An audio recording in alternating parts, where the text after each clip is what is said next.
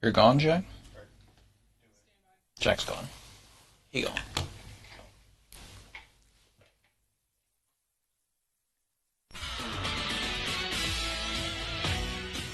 All right, welcome to the Friday Football Fever OT with Craig. I'm Bret. You're not getting married tomorrow. No. Sorry. I said his wedding tomorrow. I just meant the wedding he's going to on the Friday Football Fever. No scaries there. No. All right. Well, let's talk some football. We just wanted to clear the air there before we got too far here. Appreciate before it. I made Craig any more red in the face. Yeah. But week 9, this is fun because there's so many implications on the line, and that's what makes it so good. All these teams, either if you've got 4 wins, you have to win, or if you're 5, you feel a whole lot better going into tomorrow and the playoff pairing show, which, by the way, you can watch on CIX, Yes. our sister station. They're redoing it this year. Remember, it was only on Comcast last year. Right. This year, it's on WCIX, so our sister station. Will be a lot of eyes there as we find the brackets. Yeah. Sorry, I was getting the Facebook Live up so I can see what you all are saying. Yeah, exciting week. We had a couple 5-3 matchups where both teams were probably in, but that 6 win Probably clinches your berth, and it gets you a better seed too. You truly never know. Yeah. And the difference between a 6-3 and a 5-4 can sometimes be pretty big. Yeah, 5-4, you're playing a 1, 2, or 3 seed. 6-3, you can get a 5, 6, 7 seed. Yeah, So, potentially, yeah. depending on how the brackets shake out. Yeah. And so that's why some of these games were so important and so big, especially St. Joe and Monticello. Monticello coming off that state title, trending up, at least trying to a little bit. They've been up and down this season. On senior night for the Sages, both teams 5-3. Sages already up 2 scores and looking for more, but there's Kobe Miller with a tackle for loss for the Spartans to temporarily stall that drive. But they do end up going the length of the field in large part because of Nick tackles. He's a two-way player, Craig. He does it on both ends of the field, the keeper, and makes several guys miss there. Then he hands it to Chris Brown, who gets it to the outside. And for as good as Nick tackles is, I feel like Brown is kind of that X factor for them and can really do a lot in space. I saw he had more than 250 all-purpose yards tonight. That's big time in high school football. And then here's tackles on the run out, rolling to his right, and Matt Kerr dragging across the middle for the touchdown. 21-0 at that point. And it looked like that Monticello would continue to roll until SJO returns the kickoff. It's Chance Izzard going all the way back from 60-plus yards out. Looks like St. Joe would maybe gain some momentum before the halftime, and that's also important. But, there's that flag blocking the back. It's called all the way back. St. Joe trying to get something going here and some high-tempo, quick offense. But they do not. It's tackles on the big-time tackle for loss. And St. Joe never really gets much going here. They do get a late score, but 35-6. And that does it for them. I think they're still going to be in. They should feel pretty good about that tomorrow. But once again, just like last year, they're 5-4, and now they're staring at a 9-0 team, or potentially an 8-1 team if they get the best end of that. And they're going to be on the road. Yeah. Tough matchup there for SGO regardless next week. But Monticello back in the playoffs at 6-3, and they're feeling pretty good. Yeah, I don't think anyone ever doubted that they would make the playoffs, but they have had some scores this year that have kind of opened eyes like, whoa, what happened? But never count out Cully Welter. No, 11 straight season that Coley Welter makes the playoffs at Monticello. Yeah. If there's one thing that he's been about, it's consistency, and he has turned the Monticello program around. They are back in again, and I would not count against Monticello in the playoffs. I know if I'm an opposing team playing Monticello, I do not like that. No. The Hall of Fame coach there. No, for sure. And we were talking about SJO's probably in. This is why all these conferences are trying to get these 10-team conferences, because you play 9 conference games, so you're getting 5 playoff points every week will get you to 40. The cutoff last year was 38. So if you get to 5 wins in a 10-team conference, you're going to make the playoffs with 40. That's why there's so much conference change in football right now. Sure. And so if you're a St. Joe fan, you're going to be in tomorrow, Yeah. but you're probably not feeling great about your matchup. Yeah. Last year they played Monticello week 9, I think, and then turned around and had Monticello first round of the playoffs. Right. It's not going to happen this year unless they get IVC or Unity. They could face IVC again. Yeah. Which would, but it's not back-to-back. No, they're not going to play Monticello. One of our 4-4 teams that had to win, Shelbyville. They got Kentrell Beck, really good player, but they were facing St. Theresa, who came in 7-1. Jack Hogan for St. Theresa finds Michael Less across the middle, and he's going to high step out of a tackler right there and find his way into the end zone. Then the Rams, they do strike here. Kentrell Beck, A.J. Stokes touchdown, so the Rams tie this one up early, but Cord Miller in at quarterback and faking the handoff or giving to, it looks like Denham Cook. And then here's the fake. Cord Miller takes off himself with a nice gain down the far sideline. Looks like he could go, and he is going to outrun the defense there for a long St. Theresa touchdown. And then more from Denham Cook, right up the gut. Jacardier right 2.0 there with Denham Cook. Here's some from Shelbyville, but they just did not have enough firepower today as St. Theresa goes on to win this one big, 61-21. So Shelbyville's season comes to an end. They are 4-5. St. Theresa, though, 8-1. Whew. Yeah, if you get Jack Hogan and Cord Miller, you could go dual threat quarterback. Yeah, I mean, they got a lot of weapons. Yeah, I went out to St. Theresa earlier in the year when they were our game of the week, and I asked Mark Ramsey, I said, so what are you going to do when they're both healthy? And he's like, I don't know. Play them both. They did tonight. Yeah, and I asked Cord, too. I said, have you guys talked about it? He's like, I'm comfortable playing receiver. Jack, I think, is comfortable playing receiver. So you want to get your best skill guys out there. So and I think about all the options with, some flea flickers, pitches, whatever else. You got two arms that can chuck it.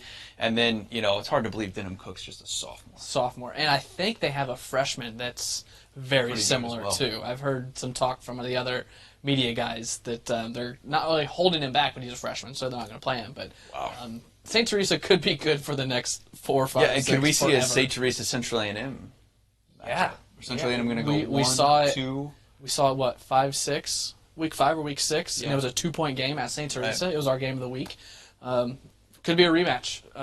Man, Central A&M's really good. Yeah, I don't know if anyone's going to beat them. If they go 1A, I think they got a pretty clear-cut path to get to the caliber of the state finals this year. All right, Craig, our Spotlight game features 2 5-3 teams. Yep. Both teams feeling pretty good about getting into the playoffs, but a lot to play for, like we mentioned with SJO Monticello. You want to get to that 6th win. Villa Grove Heritage visiting Arthur Lovington at Wood Hammond. No score at halftime, a real barn burner, but in the first drive of the third quarter, Knights get fired up. Finn Davison running it in for the score. The first score of the game, 7-0 after the extra point. Blue Devils on the run, and it's Lucas Otto sneaking through with a huge takedown.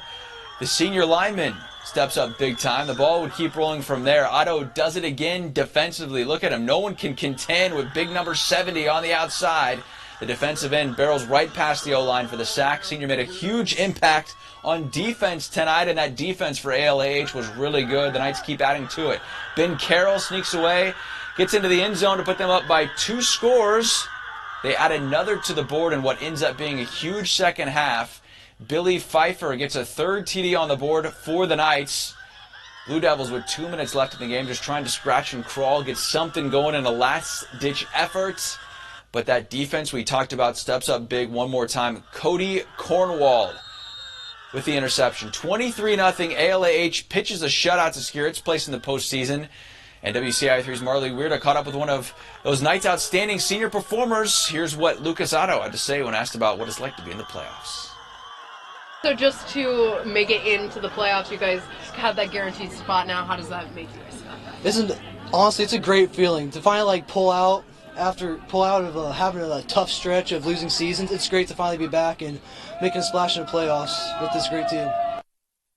All right, so they are back in. First time since 2014, and Ryan Jefferson's 2nd season, ALH finds its way into the playoffs. Certainly some momentum for them. And this ALH team used to be pretty good back in the late 2000s, early 2010s. They had some really, really good teams. Even had a team that made it to the semifinals in the 2000s, but have really struggled since then. Yeah. Good for them to be back in. Yeah, it's always special when you don't make the playoffs for a long time, and a lot of teams will gradually get that jump, and some teams will have to suffer through that 5-4 waiting game. So for them to get to this 6th win and clinch their spot means a lot for that school, a lot for that program. 2nd year for Ryan Jefferson. That's an incredible 2-7 last year. That's incredible. And they turn it around this year and go 6. Yeah, I've seen them once. A couple playmakers that I saw on that team. So good luck to the Knights. VGH, they're in. They had 40 playoff points before tonight, so they're going to be in at 5-4. See if Heath Wilson can make a run with the Blue Devils. But yeah, that Lincoln Prairie is going to have a lot of teams in the playoffs. Yeah, no doubt about it. We'll see what they can do in the postseason. All right, you were tracking this game of the night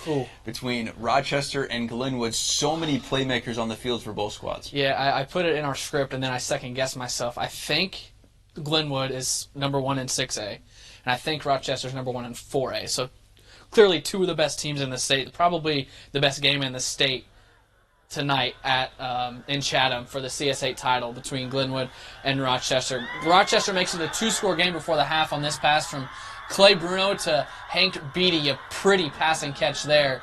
Then Glenwood quarterback Luke Lennon finds running back Narkel LaFleur for a big gain down the right sideline. But Rochester grabs some momentum here, start of the second half.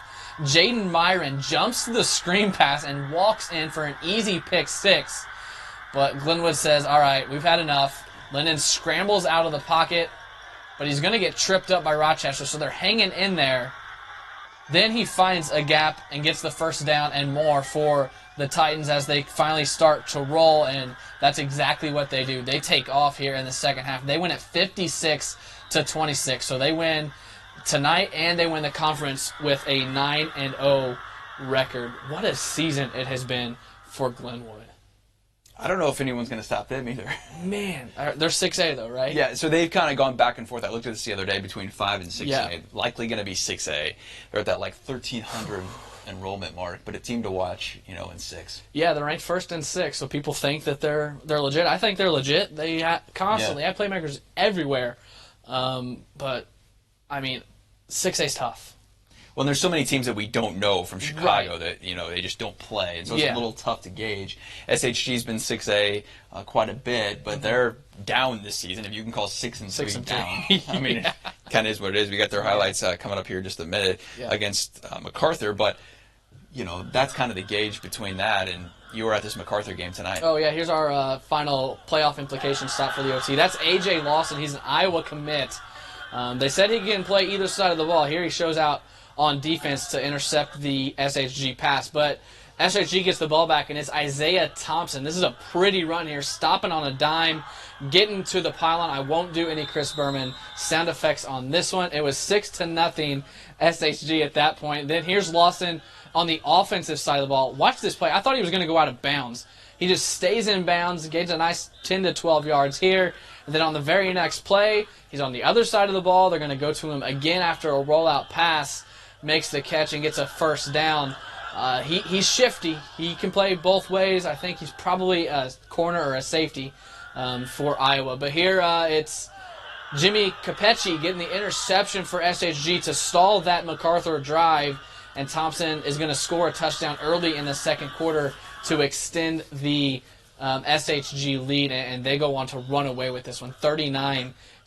The fact that SHG has lost 3 times this season kind of blows my mind. I don't know if I've been here 5 years. I haven't seen that. So, but 6-3 SHG team still pretty good. They're gonna have a lot to play for Ken Leonard. They're going to make some noise. Yeah, and they're going to have to go on the road. Meanwhile, like we mentioned, Glenwood's going to get a home game the first couple of rounds, most likely. And so, some fun times coming up there over towards our Springfield area. And you can see why A.J. Lawson got that Iowa offer. Mm-hmm. He's long, he's shifty. Get him in a weight room with a college and it makes trainer. Perfect sense at Iowa. Oh, yeah. Right? Like, I would just poach to Central Illinois sometimes. They do. They've had quite a few. With Jack Hockaday, and the list goes on there. Yeah. But they want you to come in. You're not going to play right away at Iowa. It's a system. You get A.J. Lawson in the weight room for a couple of years. We'll check back with him in 2021. Yeah. And he's going to be a different player. Yeah, gets those big schools like we were saying before we rolled those McArthur highlights. Those are the schools that play more Chicago teams. Right. So we don't know a whole lot about 5, 6, 6A are the two that we deal with.